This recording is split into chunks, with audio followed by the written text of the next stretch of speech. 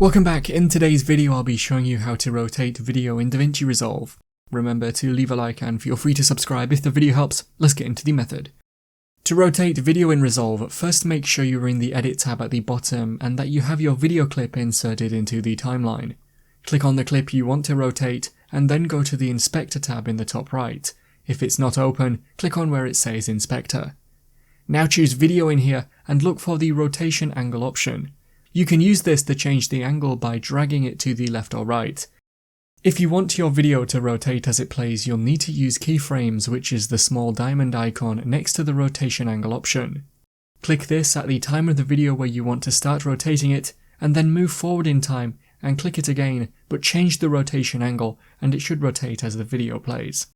That's how to rotate video in Davinci Resolve. Click the card on screen now to watch a video of mine showing you 10 easy ways to speed up your Windows PC. If you have any questions, then let me know in the comments below, and if you did find today's video helpful, remember to leave a like and feel free to subscribe for more tips in the future. Be sure to stick around to see some of my other videos that you might be interested in.